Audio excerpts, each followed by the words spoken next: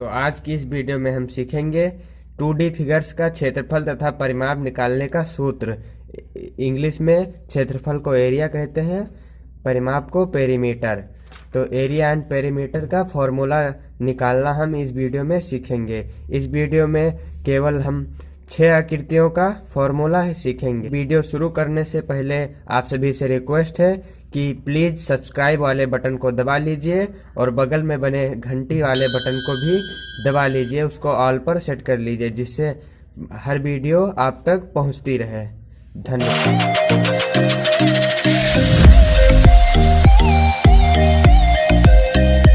सबसे पहले हम त्रिभुज का क्षेत्रफल का सूत्र सीखेंगे।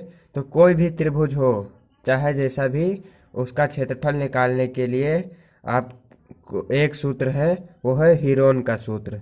तो हीरोन का सूत्र हम लिखते हैं S into S minus A S minus B under root S into S minus A into S minus C into, यही हीरोन का सूत्र है। और इसी सूत्र से हम त्रिभुज का, चाहे जो त्रिभुज है उसका क्षेत्रफल निकाल सकते हैं। यहाँ पर जो A है और B और C, ये तीनों त्रिभुज की भुजाएं हैं। जैसे ये A भुजा है, C भुजा है और B भुजा। यहाँ पर आपको भुजा की लंबाई भी दी रहती है, 2 सेंटीमीटर, 5 सेंटीमीटर, 7 सेंटीमीटर। तो ये ABC भुजा की लंबाई है। और यस यहाँ पर अर्ध परिमाप है। अर्ध परिमाप मतलब परिमाप का आधा।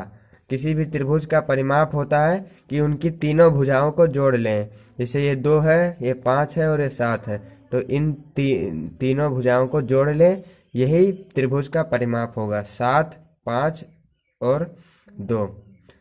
तो इसका परिमाप 7, 5, 12 और 2, 14 आ जाएगा। तो परिमाप का आधा अर्ध परिमाप होता है। तो A plus B plus C बटे 2, यही त्रिभुज का अर्ध परिमाप होता है। अर्ध परिमाप मतलब कि सेमी पेरीमीटर, इसे हम यस से डिनोट करते हैं।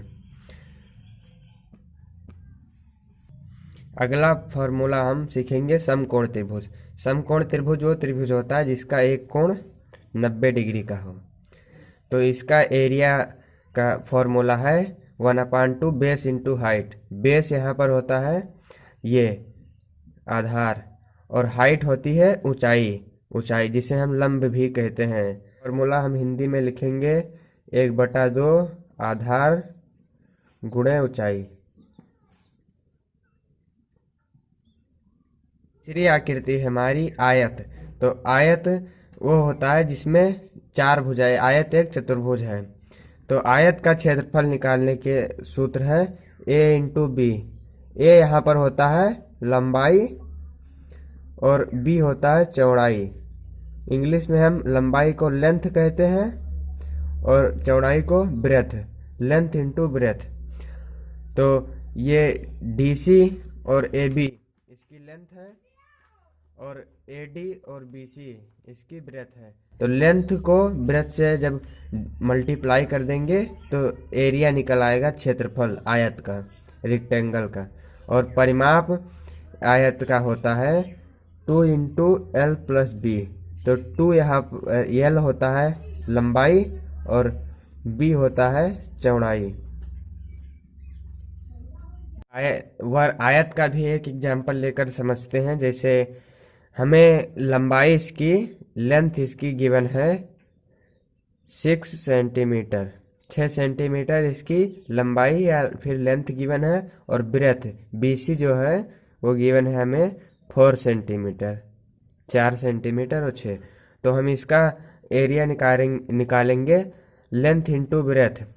तो लेंथ है 6 और ब्रेथ है 4, इसको मल्टीप्लाई कर देंगे, यही इसका एरिया आ जाएगा, एरिया स्क्वायर रेक्टेंगल का।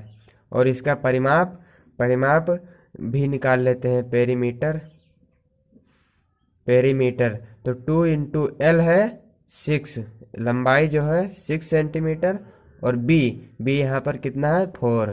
तो यहाँ पर 4 लिखेंगे, 6 और 4 को ऐड करेंगे 10 आ जाएगा, और फिर 2 से ब्रैकेट का मतलब मल्टीप्लाई, तो 2 से मल्टीप्लाई करेंगे, 2 10 जा 20, 20 आ गया 20 सेंटीमीटर, यही इसका पेरीमीटर हो जाएगा।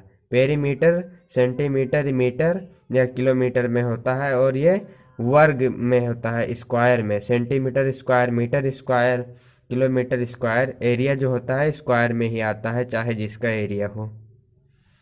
यही आयत का क्षेत्रफल और परिमाप का सूत्र है। चौथी आकृति है वर्ग। वर्ग यानी स्क्वायर। तो वर्ग का क्षेत्रफल या स्क्वायर का एरिया का फॉर्मूला होता है भुजा स्क्वायर, इंग्लिश में साइड स्क्वायर, इंग्लिश में साइड स्क्वायर। साइड स्क्वायर मतलब साइड इंटू साइड, और हिंदी में भुजा स्क्वायर, साइड को हिंदी में भुजा कहते हैं। यही वर्ग का क्षेत्रफल का सूत्र होता है। और यहाँ पर साइड एक भी, कोई भी साइड दी हो उसका स्क्वायर कर दे। जैसे ये 4 सेंटीमीटर है तो इसका क्षेत्रफल होगा 4 इंटू 4, यही इसका एरिया आ जाएगा।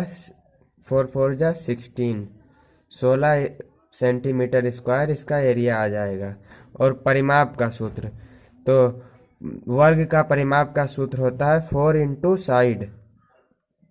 चारों एक साइड है उसको 4 से गुणा कर देंगे, 4 इंटू भुजा हिंदी में, यही वर्ग का क्षेत्रफल होता है और परिमाप। अगली आकृति है हमारी समचतुर्भुज। तो चतुर्भुज का परिमाप का सूत्र होता है 4 इंटू साइड। और साइड यहाँ पर जो दी हो, जैसे यहाँ पर इस समचतुर्भुज की साइड जो है ए दी है, साइड मतलब कि भुजा, तो ये 4 इंटू ए हो जाएगा। और क्षेत्रफल जो होगा इसका सूत्र 1/2 गुणे D1 गुणे D2। और यहाँ पर जो D1 है वो इस समचतुर्भुज का पहला विकर्ण है, और D2 है जो इस समचतुर्भुज का दूसरा विकर्ण है। ये यहाँ से यहाँ तक की लंबाई और यहाँ से यहाँ तक की लंबाई, ये दोनों समचतुर्भुज के विकर्ण हैं। इन दोनों विकर्णों के गुणनफल का आधा होता है क्षेत्रफल समचतुर्भुज का। एक एग्जाम्पल से समझते हैं। जैसे D1 हमको गिवन है या दिया है 5 सेंटीमीटर और D2 दिया है 9 सेंटीमीटर, तो हम इसका एरिया निकालेंगे। तो एरिया का फॉर्मूला आपको पता ही है, 1/2 इंटू D1। D1 है 5 सेंटीमीटर और D2 है 9 सेंटीमीटर। तो इनको 2 को 5 से डिवाइड करेंगे तो 2.5 आएगा, और फिर इसको इससे मल्टीप्लाई करेंगे, गुणा करेंगे, तो आएगा 22.5 सेंटीमीटर स्क्वायर, यही इसका एरिया हो जाएगा। ऐसे ही हम इसका एरिया निकालेंगे समचतुर्भुज रोम्बस का। अगली आकृति है 6ठे नंबर की, वो है चतुर्भुज। तो चतुर्भुज का परिमाप का कोई सूत्र नहीं होता है। चतुर्भुज में चारों भुजाएं बराबर नहीं होती, तो इन चारों भुजाओं को जोड़ लें, यही इसका परिमाप हो जाएगा। A + B + C + D, इन चारों भुजाओं को जोड़ लें। और क्षेत्रफल का इसका सूत्र होता है, क्षेत्रफल का सूत्र होता है 1/2 into AC into H1 + H2। तो इस चतुर्भुज का AC एक विकर्ण है, तो AC विकर्ण पर ये H1 और H2 दोनों लंब है, परपेंडिकुलर हैं। तो परपेंडिकुलर डाले गए हैं और इन परपेंडिकुलर को जोड़कर, इन परपेंडिकुलर की लंबाई जोड़कर AC से गुणा करके आधा कर दें, तो यही इसका क्षेत्रफल हो जाएगा। जैसे इसका AC की लंबाई हम 20 सेंटीमीटर ले लेते हैं और H2 की लंबाई 9 सेंटीमीटर, H1 की 6, तो इसका हम क्षेत्रफल निकाल कर देख लेते हैं।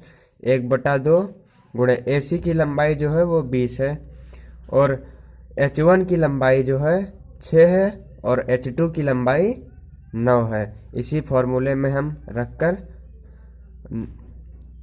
9 और 6 को जोड़ेंगे, 15 आएगा।